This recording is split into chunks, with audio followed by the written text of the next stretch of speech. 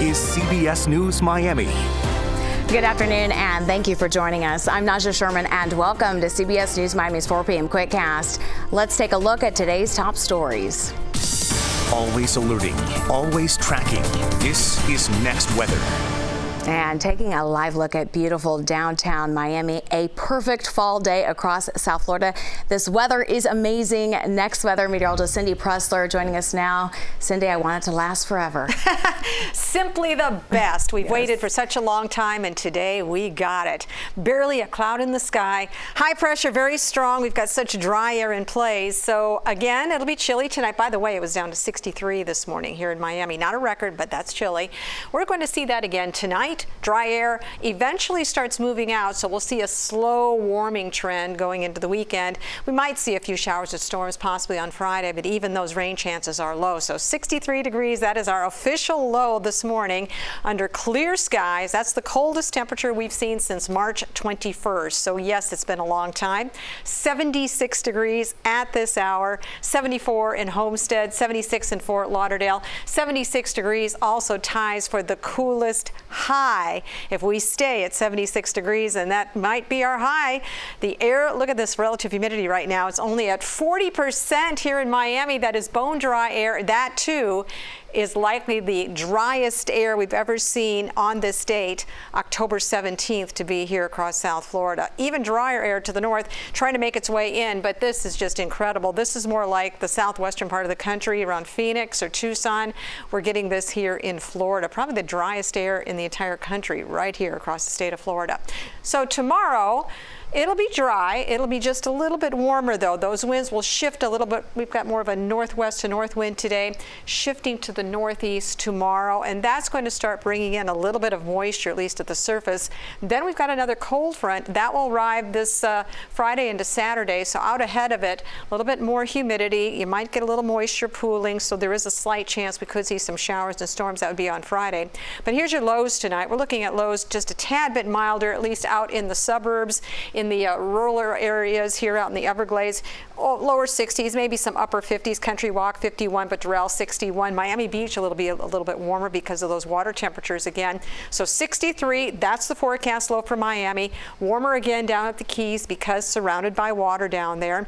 And as far as our lows, the next 5 days, we're going to keep that below average for this time of the year. So yes, nice and cool heading into the weekend. Temperatures tomorrow will top out into the 80s, so that's going to be a little bit warmer than we've seen today, but overall, dry air in place. It feels good. This is a nice taste of fall.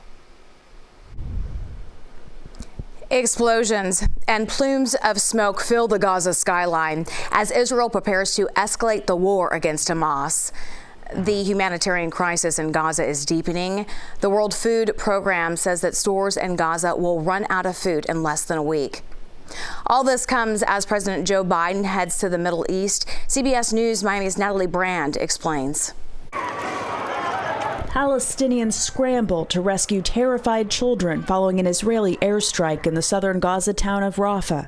It's an area where Israel told civilians to go after evacuating from the north. CBS News Gaza producer Marwan Al-Ghul describes what he saw. I saw dozens of killed people and dozens of injuries, no enough ambulances, no civil defense. The people here try to do all of their best to take out the injuries by their hands.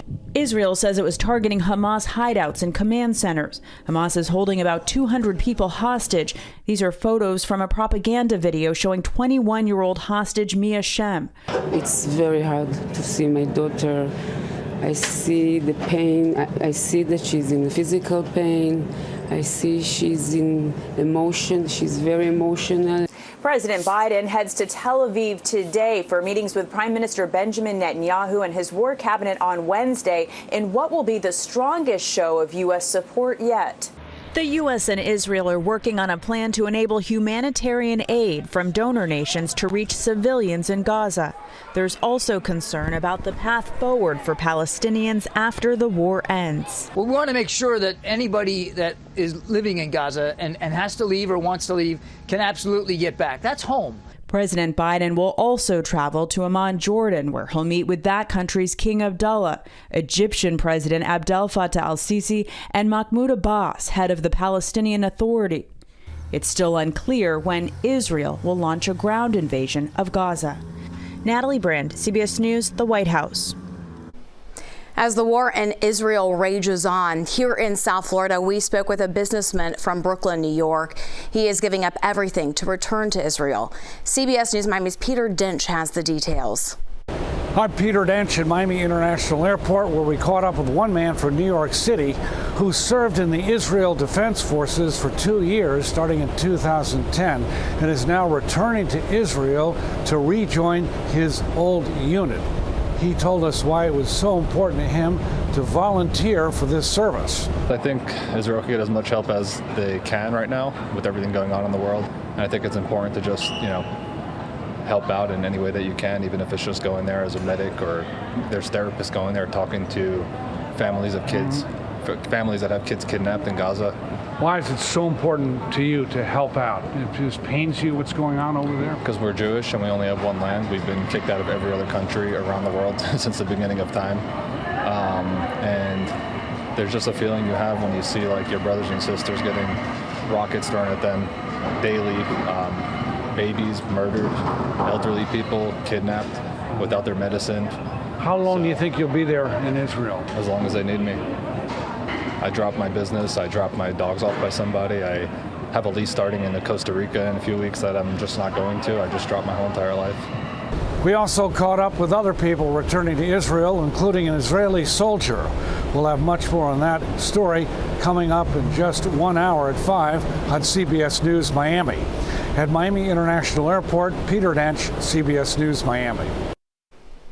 Stay with CBS News Miami on air and online for continuing coverage of Israel at war. We'll bring you any new developments as they happen. The ballot to elect the new Speaker of the House continues. Representative Jim Jordan failed to win the House speakership on the first ballot. That's after 20 of his fellow Republicans voted against him. So what's next? CBS News Miami's Skylar Henry joins us live from Washington, D.C. Skylar, how much time does the House have to vote on a new speaker?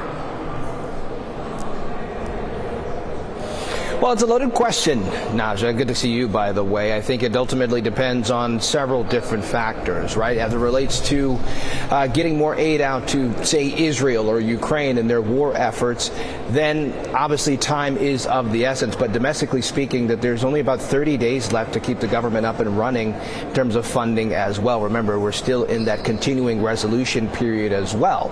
So lawmakers ultimately need to scramble to try to figure something out. We know that the upper chamber is certainly working on bipartisan legislation to get more aid out there to help on the international front. But ultimately, what happens in terms of a long-term spending package, that needs some House inclusivity as well. And the longer it takes to have a representative, a House Speaker, then the longer that process will ultimately take as well. You talked about what is happening in terms of that vote. Congressman Jim Jordan losing out in that first round, not getting enough votes to earn the gavel. And that includes several detractors, including the Florida Congressman Mario Diaz-Balart and Carlos Jimenez, who both say that they do not want to see Jordan become the next speaker. So now the big question is, will we see another vote soon, and whether Jordan is able to sway some of those 20 detractors? And Skylar, once the Speaker of the House is voted in, what happens next? So ultimately, that process will be a quick one. If the speaker were to be sworn in, then we'd talk about those measures that I was previously mentioning.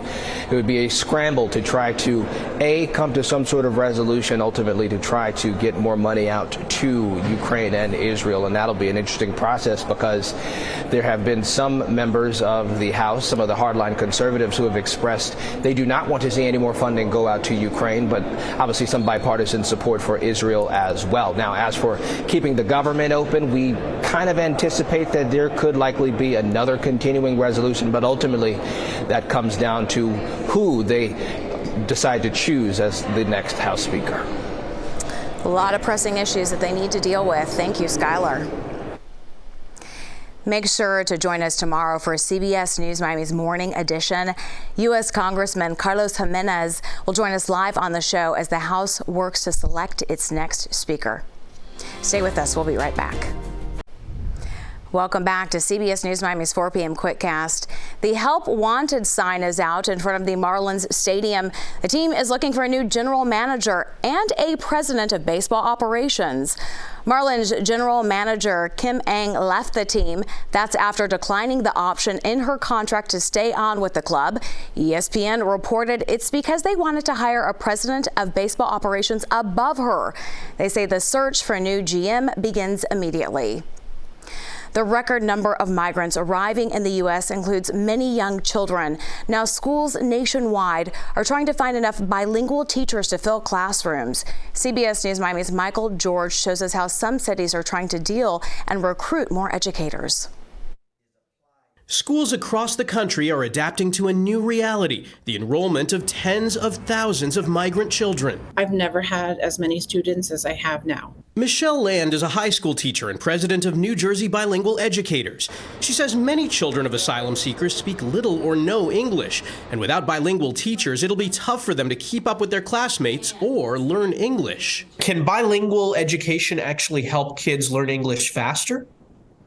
Absolutely. And as a teacher of language, I know that in order for the student to learn a new language, we need to have a strong foundation in the first language. A 2021 Department of Education report found more than half of states have a shortage of bilingual educators, with low pay and certification issues being the main reasons. Nonprofits are now offering financial incentives in Miami, Los Angeles, and Dallas to find more bilingual teachers. And in New York, a city trying to accommodate 20,000 more students, school officials are making it easier for bilingual teachers to get tenure. Launching that gave us access to over 500 additional teachers who are already tenured, already show proven success here in New York City schools, and who have the credentials to teach our multilingual learners. Melissa Aviles Ramos with the New York City Department of Education says now the city has enough teachers to handle the influx of new students. It makes a huge difference. Children feel welcomed when their language is recognized in a setting. The hope is it will give tens of thousands of kids a foundation for a good education.